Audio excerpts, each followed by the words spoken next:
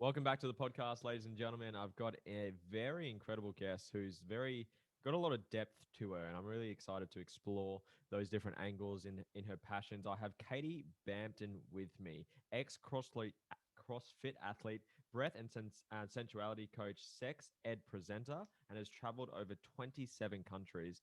And this woman, from the connection that I've had through social and just watching her content, she's got a lot of value to add in some areas that I guess is more taboo and sensitive. And I'm really privileged to have someone so educated in those areas so we can actually have those open taboo conversations and spread the awareness and the teachings that you have. And Katy, thank you so much for joining me today. Thank you. Thanks for having me. I normally start the podcast with people's stories because I think a story says a lot about who people are, where they come from, where their beliefs come from, who how they became who they are today. So I'd love to know. I actually don't know your story at all personally, so I'd love to know your story. And yeah, please enlighten myself and all the listeners to who is Katy Bampton. Of course, yeah. Well, Katy Bampton is actually my married name. I'm recently married. I was Skeech Jones before.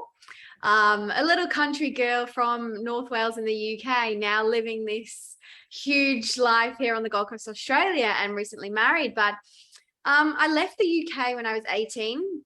I just knew there was something else out there. There was more in the world to be explored. There was more to see and do. And I got this job in France, and I basically just up and left. And it was a 6-month contract that turned into 8 years.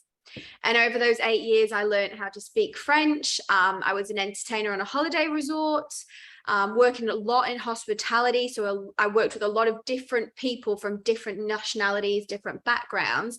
And that was a huge eye opener. Just seeing the experiences that people have within different countries, and how they interact with other people as well. Towards the end of the 8 years, I found a passion and love for the health and fitness. So I dived into learning to become a PT and health and fitness instructor. I did all my qualifications in that. And I was coaching group fitness classes in France. I did a lot of Les Mills, so body pump, body attack, and I traveled a bit around Europe doing these events. That was a huge opportunity. Yeah. And then I wanted to come to Australia. So I came to Australia and traveled, for about 4 weeks. I did the Gold Coast where I live now, and Sydney, some of the other iconic places. And I thought, okay, it's maybe time to come back. So I think it was about 4 years later. It was about 4 years ago now, I arrived in the Gold Coast, Australia as a PT and fitness coach. And back there, 4 years ago, wasn't that long ago, there was always the problem of the visa. What do I do next? Where am I going to stay? How am I going to lead with this? And as I've always worked in like education or backgrounds, back in France as well with my sport, I was doing sports, after school club things for kids and stuff like that within sports and education. And so I'd had experience with children since I've been a child in the education. After my first year in France, the next step was my first year in Australia, my next step was, what am I going to do next? So I started, and this is reasons for the visa as well, and also that I had a passion within it. I became a kindergarten teacher. And so I had 22 little 3 to 4 year olds in my class running around, and I had a ball. Hey, like it was so free flowing, so much love, so much energy, just joy, happiness, a lot of interactions. It did get quiet a lot, but quite tiring a lot. But, I loved it and made the most. Anything that I do and put my time and effort into, I make sure I get the most out of it. And then fast forward 2 years, the whole COVID and vaccination happened, and I chose not to be vaccinated. So I ended up losing my job because I had to be vaxxed for the company. And I kind of took it as a way into like, this is an amazing step into the next direction. And I haven't looked back since. And so I came out of kindergarten teaching, and my passion was always within, when I was being a kindergarten teacher, I was also a CrossFit athlete. So I was competing around in Australia for CrossFit events.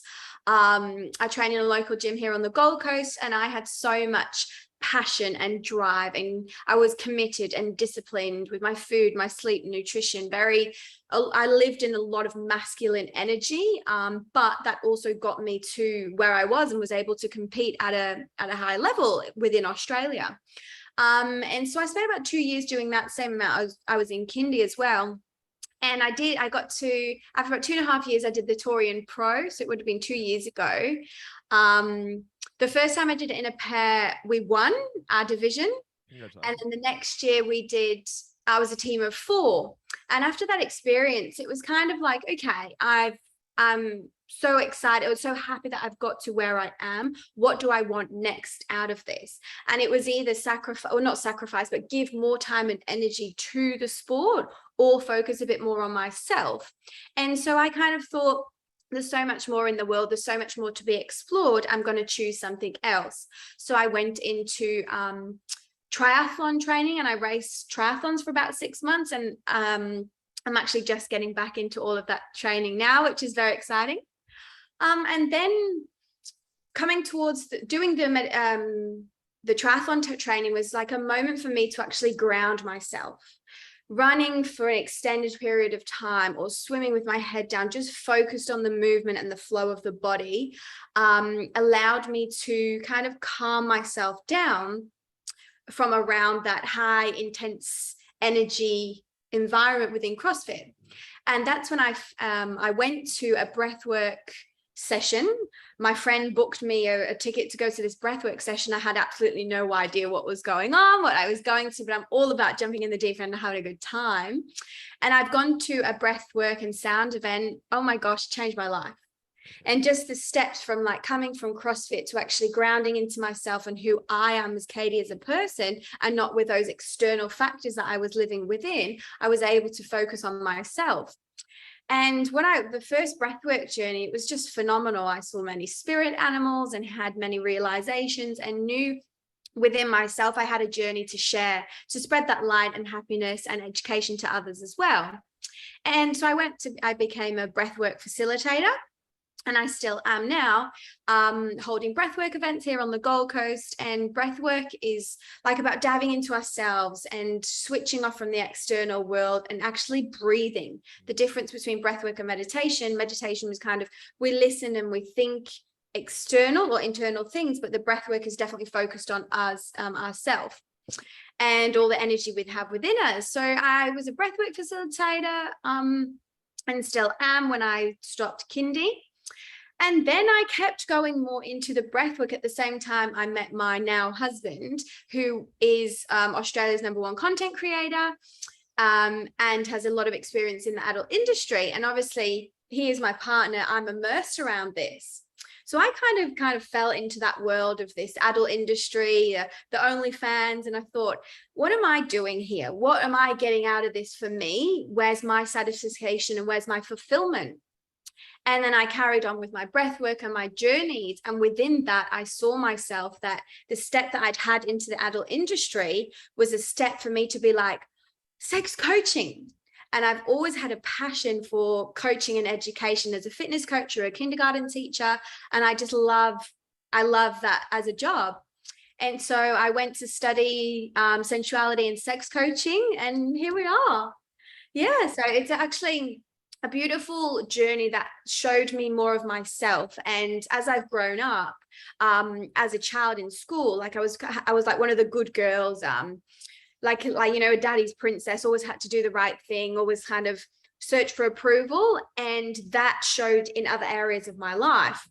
And where I've been able to actually look into that more and be like, okay, do I want this? This is my conditioning. Do I actually want to continue like this? Or do I actually want to find who Katy is and find my own soul?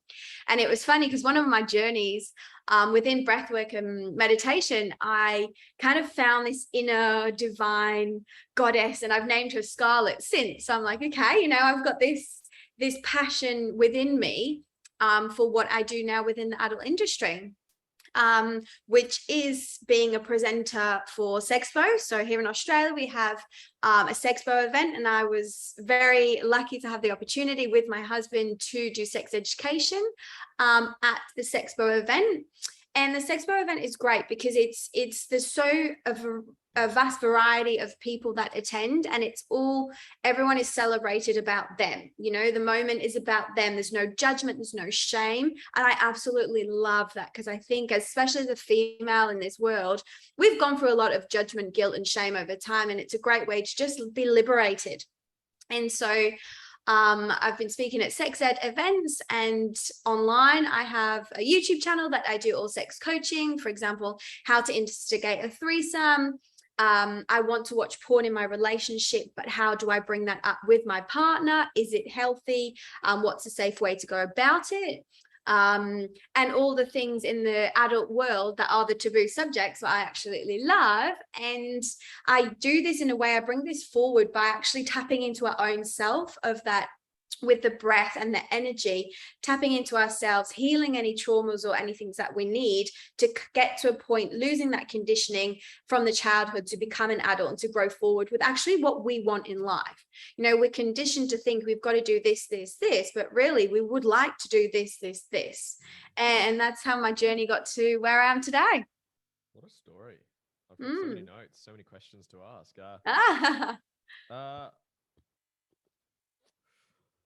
Maybe just start with, I'd like to start with the first point you made around that life-changing experience through the breath work, and then we'll probably tie that into, I guess, the industry that you're in now. So could you tell us a little bit more about that? So you said you had a breathwork session, and it was you said your words, it was life-changing. So why was it life-changing? What happened? How did you come to it? You said you were seeing like spiritual animals and stuff like that. So why was that so life-changing?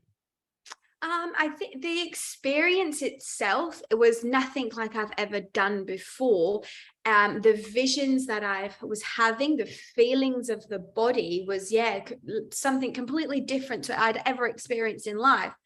And so it was a breath, cacao, and sound event. And we were doing a 3-part breathing, which is like this. And over a continuous period of time for about 45 minutes with intervals and breaks. And the more we're going through, I think my first 7 minutes of breathing, I was having visions of animals, visions of, I think my gram was there in that one, and also ideas and thoughts of the future. And so I came out of this and I thought, wow, this is pretty incredible. Like, what is this?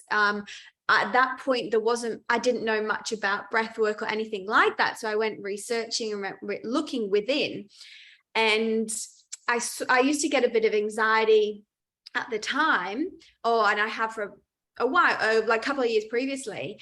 And I found the breath work and how the anxiety was helping me, and how I came to feel within using that. I was using the breath work to actually tap into myself and letting go of that, the anxiety or the conditioning or that mental stimulations that I've had from other experiences of my life, letting go of that and actually becoming me, like whole centered, grounding myself.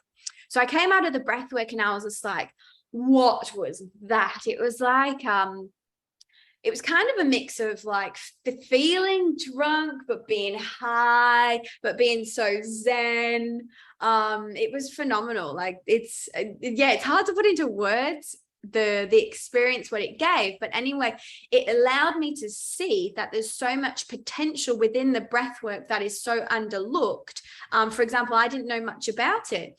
And then since then, I became to a breathwork facilitator, and now I help other people let go of their conditioning, their anxiety, their limiting beliefs, and everything that they've kind of suppressed and got on top of them, to open that up with the breath work.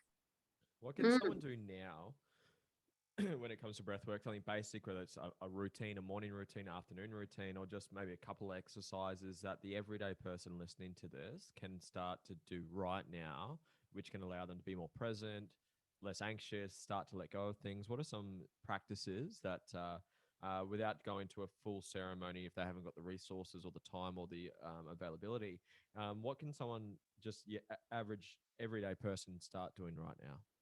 Of course, yeah. And like that, the event that I went to was a ceremony, but obviously they're not all over.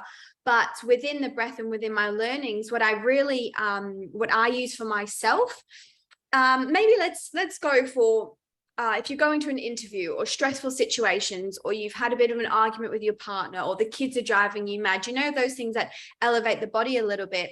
It's called box breathing, and it's a 4-part breath.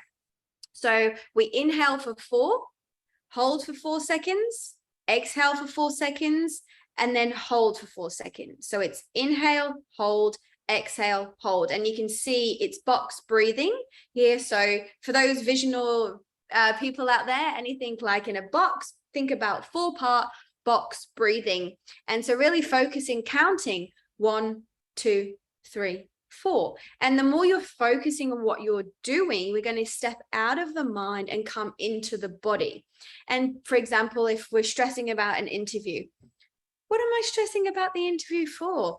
I'm in my body. I know why I'm here. I know why I'd like that job, and I know I've got all to give. Or if the kids are causing some, not like I have kids, but if the kids are causing some mayhem behind, they're kids, but that their actions don't need to affect us. And so that allows you, the box breathing, to tap back into yourself.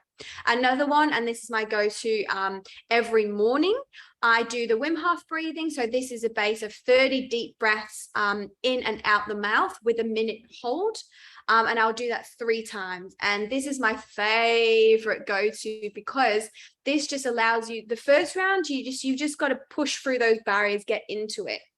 The second round, it really calms the mind, calms the body as well. And then that third round, and you can do more, that's when you'll have those thoughts of like, oh yeah, I was really happy with that situation this week, or okay, I can do better in that next week. Okay, this person needs to learn this from me. How can I evolve this? And kind of comes more into a meditation. And the more you go into it, the more you're able to tap out of the mind, leave all those bits of pieces of work and other things, and actually come back into your own body. That's powerful. So yeah, they are my 2 go-tos that I would recommend for anyone, is the box breathing and the Wim Hof. Fantastic. And for anyone that's listening, if you just YouTube Wim Hof breathing, I think there's many of them, but really, really practical, visual as well. So you can definitely play along. I remember my first time doing it, trying to do the breath holds, and like you feel like your head's going to pop at the start. So learning to just expand your lungs and just tap into your body more, which I really, really love. I guess, Katy, I'd love to know your experience going into, because you had such a, I guess, exploring life early on, all the travel, different jobs, PT, kindergarten, CrossFit, athlete, winning Torian Pro, to then getting into more of a spiritual realm through the breath work, through the mindfulness aspect of things, to then going into a relationship you mentioned with Rob, who is currently the number 1 adult performer or content creator.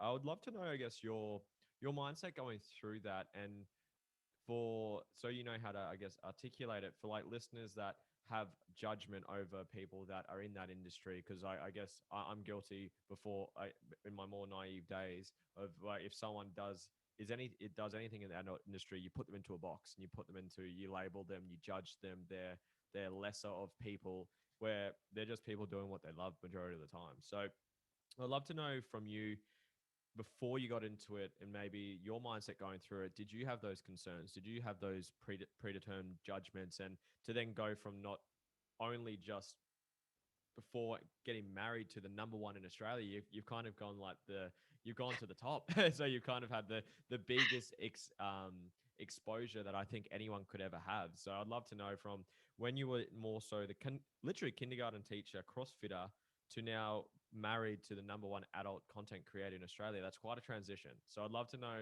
your mindset through it, maybe some takeaways for people who might have judgment over people in that area. Maybe their partner wants to do it. I have many conversations.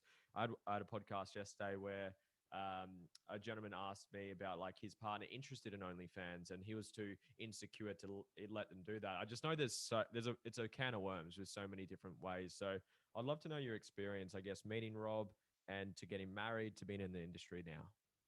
Yeah, definitely. Like you said, it is a can of worms. There's so many different boxes to it. And this is the thing, we're not really exposed to the depth of, let's say, sex workers. It's just what you see and the judgment or automatically had by people. Let's go back maybe about 4 years ago. Back then, when I did have a lot of judgment, and I grew up in a very closed overprotective, let's say, childhood, and I didn't really have many experiences with guys or many boyfriends or dating and stuff like that. So my view on it was like, oh, what are they doing? Oh, what are they doing? Like, I was judging them for what they were doing, but that was just a lesson to myself. I was uneducated. I didn't know what their fantasies were, what their desires were, why they're doing it. It was just automatically suppressed, and kind of I judged because I was just uneducated. And what I find that in today's world, with me bringing out all the education that I do, people are intrigued and they're wanting to learn, because we don't go to school to learn this kind of stuff. And so you have to go on your own journey to find out all the answers.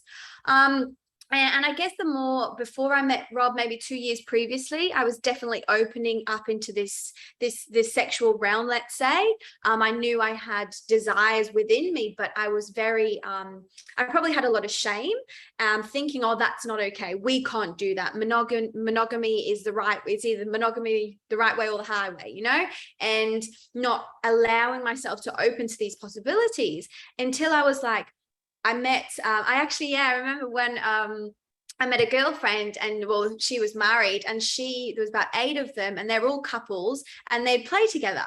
And that was kind of my first experience in eye-opening. She was like, oh yeah, well, you know, we have fun with a married couple, have fun with other people. And I was like, what?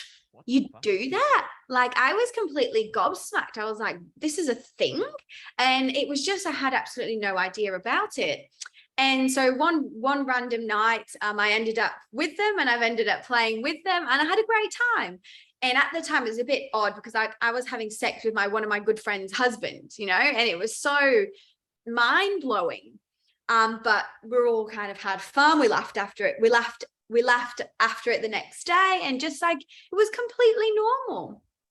And so that kind of like opened me up more. And the more I've gone on, I was like, okay, I would love my partner, this is before Rob, I would love my partner to accept girls into the relationship as well. Because on my journey, I've realized and let that come out that I do have an attraction to females as well, and probably bisexual. And I've wanted to be able to explore this. And that's eight people activity night I had allowed me to get into that. It's definitely something, like I said, we don't go to school to learn that connections, especially with the other sex as well. And then when I came to meet Rob, so definitely my opinions on the possibilities or the taboo subjects were definitely, I was definitely opening my eyes more too, because I feel like I've just been like living under a shell in the sex world, you know. And I came to meet Rob, and obviously when I met him, I had a lot of judgment. I was like, oh, he's Robbie Oz, he's a porn star, oh, he does this. And that was my judgment towards him. And I was like, okay, but the first interaction we had, it was definitely very eye-opening for me, in that we hardly talked about his job. It was all very wholesome, and connection and journey and travel and passion and growth and business. And there was so much like depth of conversation there. The job was just the job. And so quickly I was like able to see, okay, so I judge people because of their job here, you know, and we shouldn't be judging people because of their job. It's what they do, that's their job. It doesn't tie within who they are as well, but there's so much more beyond. And so very quickly I let go and dropped all my judgment of anything to do with people within the sex industry. And it was literally like just an overnight, because I'd met Rob, and the passion and then the love that we found within each other. I mean, after the first week, we knew we were going to get married. And I was like, wow, this is pretty cool. Not only have I just met someone who would like to have girls in the relationship, but he also is happy for me to explore my desires and things that I've not explored yet within the sexual realm. And that was absolutely beautiful. And then I came to like kind of being within the OnlyFans environment. Obviously there's OnlyFans, there's strippers, there's escorts, there's swingers, there's open relation, there's like a different variety of people within the sex industry. And the more I've got to kind of learn about it, I do notice every everyone and their job is different. For example, you know, their escorts don't want to do stripping and the strippers don't do OnlyFans. And that's totally okay, because the strippers love dancing on a pole and that social interaction, whereas being on OnlyFans is not for them. And the same with escorts. They love the social interactions and sex, and not behind a computer on OnlyFans. So it's been interesting to acknowledge everyone's desires comes out, and in a work way, in a different way. And same for like the escorting. I was like, oh, she's an escort. He's like, she does escorting. But if you actually, I had to go through this process myself as well. I actually took a second. I was like, hold on a minute. An escort, someone who loves sex, someone who loves going out for dinner and drinks and getting paid for it. Like, why not? Why not make the most of it? And so now I think that it's a great thing to do for people who enjoy that interaction and stuff. And as well, a lot of males out there, a business entrepreneur, don't have time for a relationship, but they would just love to spend an evening or a weekend with a woman. And there are people out there for that. And I know, because myself, I've judged this. I know there's so many other people that do judge it. But at the end of the day, the guy's happy, the woman's happy, there's an exchange. We shouldn't judge people for what they're doing. That everyone's just having their own pleasures, really. How does one remove the judgment? I agree with everything you've said. And I've been on both sides of the line as well. And I think I'd say, I don't have a statistic, I'd say 80+% would sit on the judgment side of looking in versus just accepting it. I remember like a conversation, I introduced Georgia to my mum, and she wasn't doing it at the time. But we had a conversation and we told her that she was doing it. And my mum's like, that's lovely. I love that. And she was just so accepting with it. And I was like, why not? Like what you said, why not? So I guess my question is, why do you believe, one, there is so much judgment, and two, like you just said it very blasé. You're like, oh, I just overnight I got rid of it all. Could you maybe expand on that, or maybe guide some people who can't really make that click on maybe what they can do to start to remove some of the judgment? Because it is, I think it's crazy how much social expectations, religious expectations, and judgment that get put on people just because of their sexual preferences, their job, what they love doing in their spare time, what gives them pleasure, what makes them happy. So yeah, so two questions is, why do you think so many people do judge? And two, how would you start to remove some of that judgment?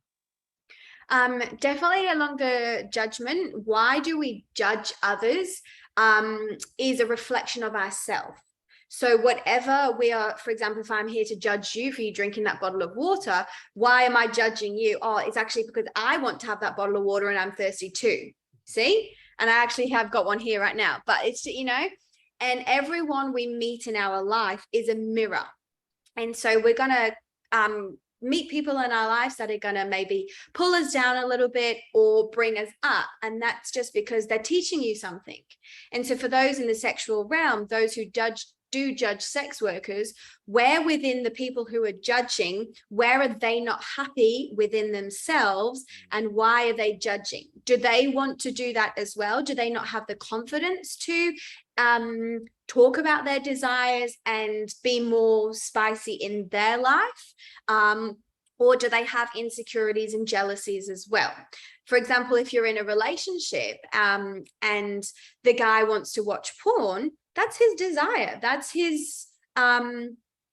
what he wants to do. Now, how within the relationship does that meet?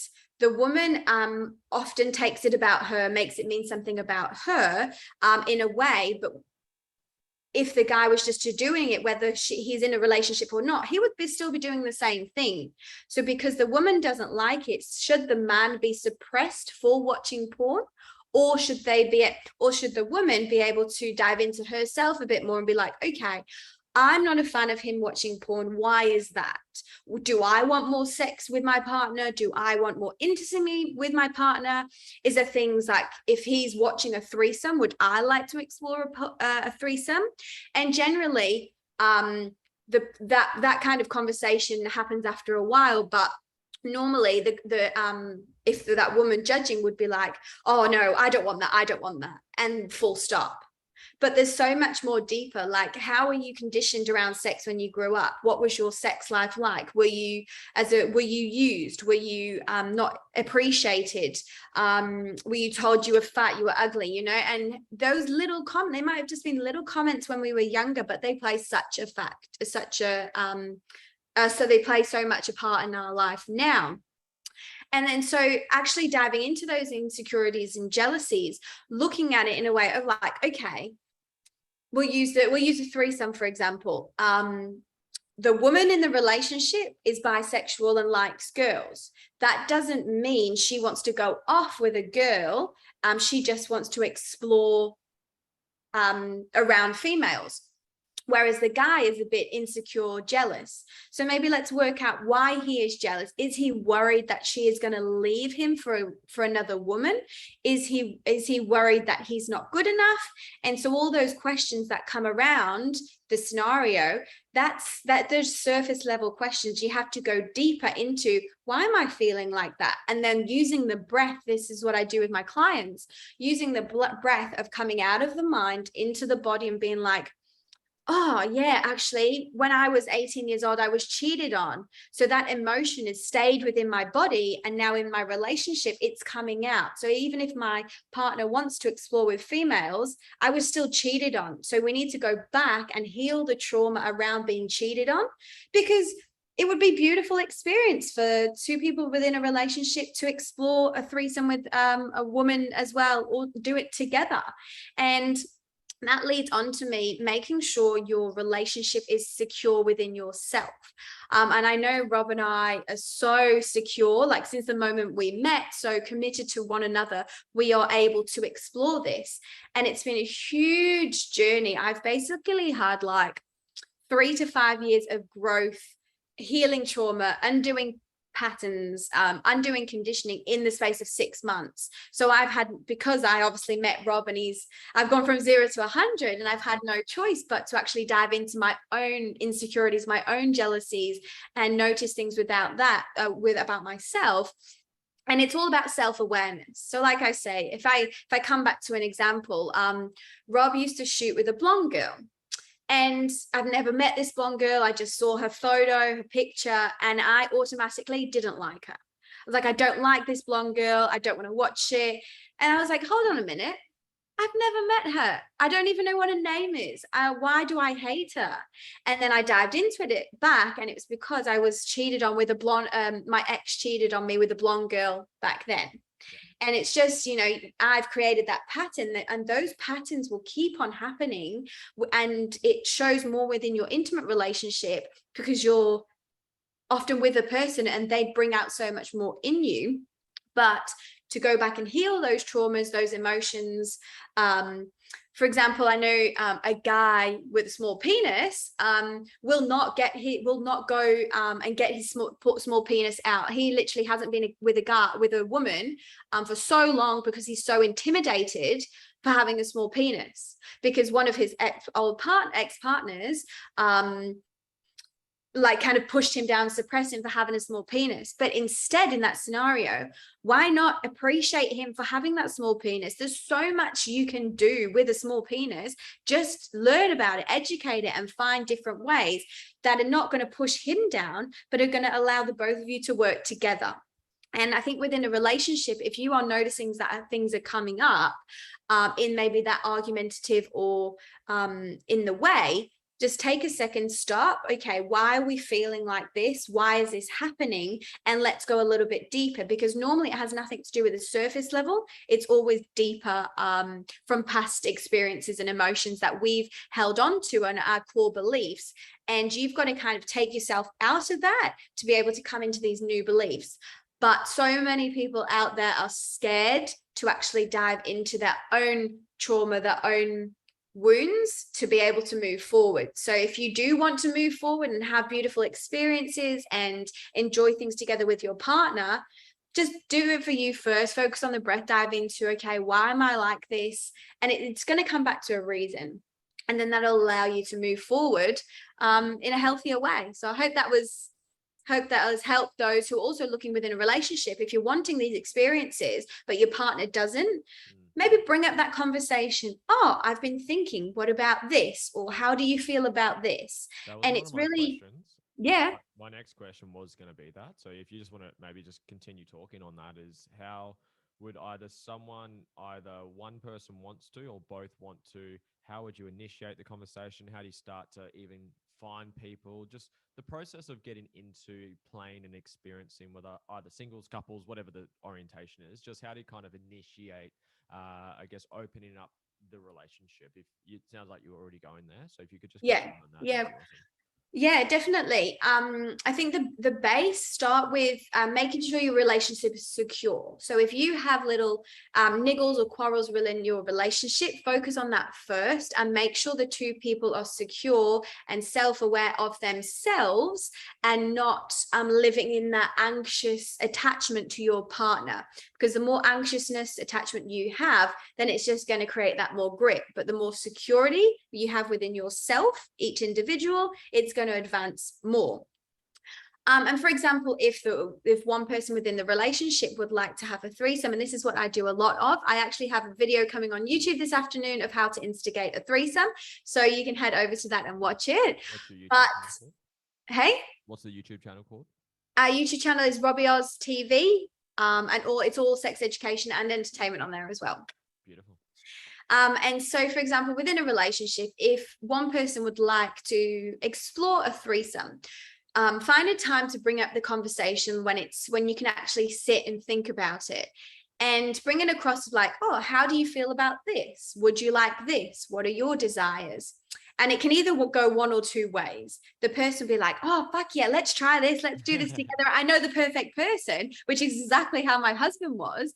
But whereas on the other side, how I ask a lot of questions and like, but this and but this and but this. And that just comes back a lot of our conditioning as we grow up thinking monogamy is that everything is all about monogamy, but there's so much more polyamory and swingers and open relating coming into the world because there's so much enjoyment to be had within that. And just remember that doesn't mean anything about your relationship. So for example, on the Gold Coast where we are and in Australia, there's swingers clubs. And so you can go with your partner, you can go to meet other couples or meet single people. In this world, single females are called unicorns and single males are called bulls. So you can go to a party, you can just go to meet like-minded people, but not necessarily do anything. So I've been to parties and events. I've not taken my clothes off because I just like to get to know the people first and just, feel that energy and feel that vibe. I'm not just going in there, jumping there for the sex. I like more of a connection with friends kind of thing. So you can go to swingers clubs. There is also an app called Red Hot Pie. And basically it's like Tinder, but for open relating. So you sign up as a couple or as an individual, and you can meet other couples and other individuals. And generally, a lot of the time, a lot of people on there, there's a lot of swinger OGs within this world. Because I went from knowing nothing to a couple of months ago, we had a swingers party and there was 140 people. And yeah, it was absolutely amazing. But just seeing how many people are actually in this world, we just don't know about it. It's not spoken about, because it is taboo. But definitely going to a party or an event and using the app. Also on Tinder, I've never used it myself, but the people do put them couples on Tinder and be like, oh, we're looking for a unicorn. And if there's single girls out there that would like to explore, that's a great way to tee it up. We did that and our account got blocked straight away. So. Yeah, so that's why Red Hot Pie is specifically for that. But yeah, I've never used it myself, but I have heard the stories. And another one, if you're looking to step into the world, is definitely educating yourself, learning. There's a book called Polysecure, and this is all about attachment styles. And this really goes deeper into learning about yourself first and knowing how you're going to show up in situations. So nothing is kind of rigid or last minute movement kind of thing. But one thing from my experience, I do recommend is don't have any expectations. So Rob and I have gone to a party. I'm thinking, oh yeah, we're going to a party. We're going to have some fun. And we haven't even taken our clothes off.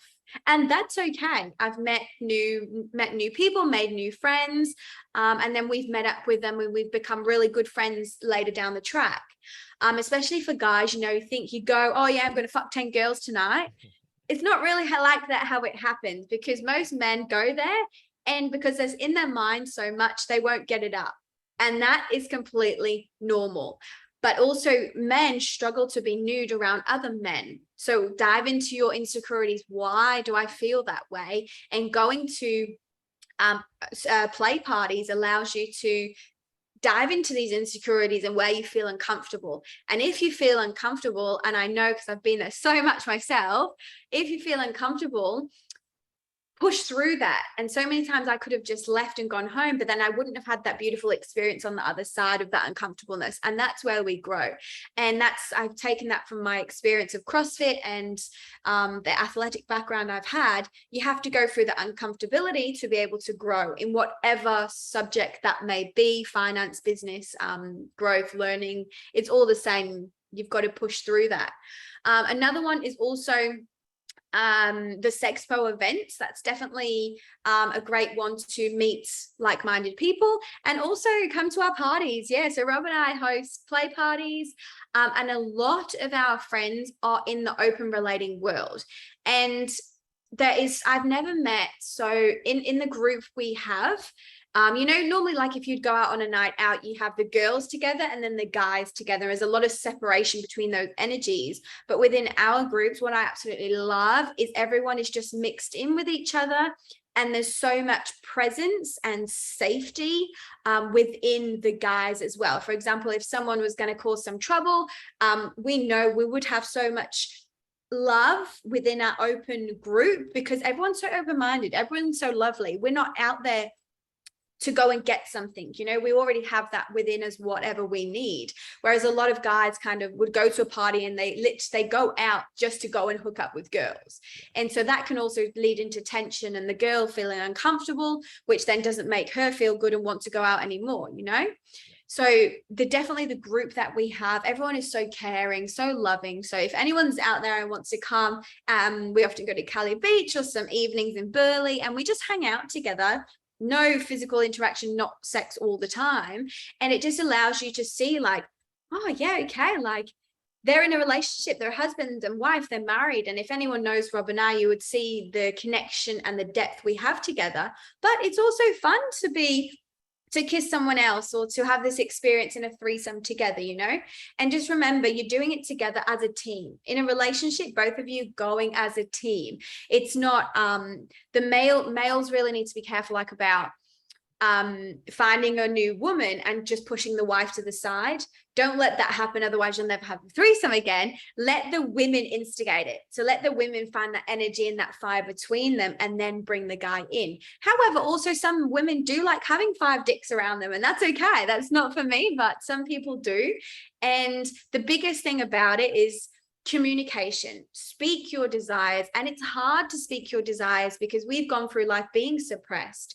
So if you have desires, and they might change over time, for example, mine used to be being in big swingers parties, but now I love more of the tantric events. So we also hold tantra parties, and I love the intimate massage, actually connecting with another couple, which is often our friends, rather than being in like a big swingers orgy thing. But however, Rob loves that kind of thing, and that's okay. That's his desire. I accept and I love him for that. Doesn't mean anything about myself. And we find the balance between both within the relationship. I don't even know where to go from that answer. So you over explained it. Just to read it back for the people listening to this. So the steps I got was make sure you're secure in your relationship, and I absolutely agree. Me and Georgia, we were trying to explore it, but we remember when we were discussing, we had found someone to start to sort of invite into the relationship, and we're like, we just looked at each other like, we're not ready. We aren't ready for this. Like we need to work on us first. So I absolutely agree with that. So openly discuss it, make sure in your safe environment, just start to bring up the conversations. How do you feel about this? What do you think about this? Start to explore things like parties, red hot pies, events, meetups, etc., and make sure you do everything as a team. Is that pretty smart? Yes, completely. Beautiful. That's probably the 5 best tips you can have. Yeah. This might wrap up our last question, but There was a book for me because I've had a big, I guess, exploration in myself when it comes to relationships. That's probably why I'm very passionate about it. Why I probably invited you onto this podcast. And along that journey, I got recommended the book, The Ethical Slut, or The Way of the Ethical Slut. And it's all about different styles of relationships. And it just really challenged, I guess, the traditional upbringing and conditioning of monogamy, white picket fence, and one person forever. And it just opened me to different structures of open relationships, swingers, thruples, amorous, and the biggest takeaway I got out of it was that you can structure your relationship wherever you want, because there's a scale of open. You could be open where both people are both seeing different people at the same time. Some men have 5 different wives. Some people have 3 people in the relationship. Some people are just swingers. Some people only do things together. And it would just really hit home for me that you can have whatever relationship that inspires you to do so. So point of the question is, how do you go about, I guess, structuring a relationship, getting boundaries, and communicating those, like you mentioned the word communication, maybe a bit of insight into your structure, like what is your structure? Are you both out playing with individuals without each other? Do you only do it together? Just sort of structure as a whole. How would you structure the relationship to set yourself up for success if that's the route people want to go down? Yeah, and I definitely think there's no one size fits all. Every relationship and every structure will be different. For example, before I met Rob, I knew I just wanted a guy who would accept females into our relationship. And now I've kind of got so much more. But just talking from experience from our structure, at the beginning, I was very excited to explore with others, with Rob. And then time went on. It kind of changed into me wanting to explore with females without Rob, because I wanted to feel my sexual energy in a different way without my husband, without a male. So when we talked about this, is totally fine. We kind of play. Everything I do is because it's a want for my interest of like the swingers world, but I put that educational way onto OnlyFans as well. Whereas Rob, he has sex for work for the OnlyFans, so he would collaborate and have sex with other people without me for work. And so that's kind of, he has sex for work, or we do things together, or I explore with females together. That's where we're at the moment.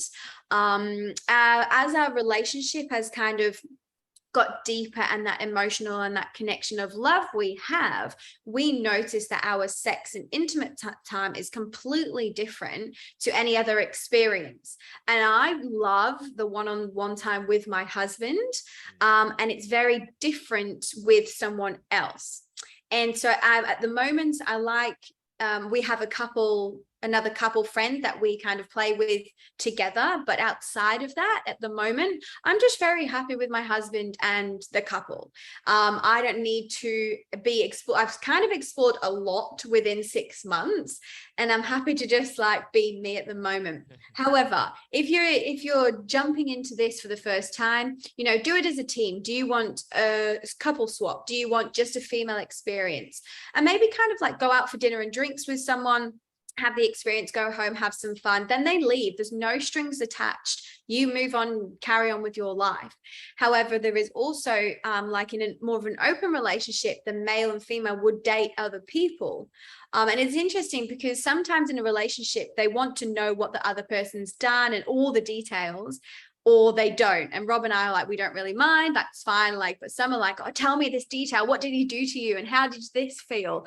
But that's just not one of our desires. But that is okay. And that is desires for other people. So just know, educate yourself, learn from people who have already been in those experiences. For example, around me, I have a lot of OnlyFans people, but I consider myself more of like in the swingers exploring world than doing it for OnlyFans. The OnlyFans kind of like has sex for work, but my goal is I want to enjoy this for me, and the OnlyFans is just a bonus at the end of it as well.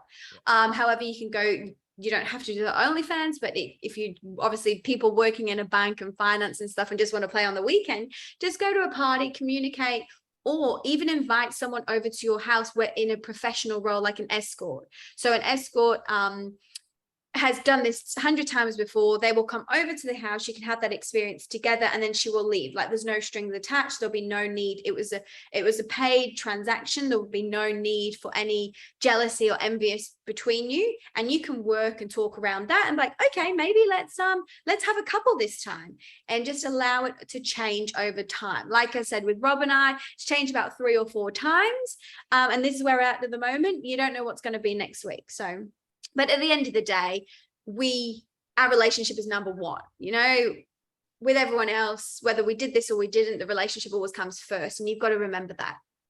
That's a powerful message. Katy, if anyone wanted to connect with you for professional reasons, to connect with you, to go to one of the parties, if you've got any parties coming up, share all those details as well. But how would someone connect with you, talk with you, your services, and maybe attend one of your events? Where can they find you?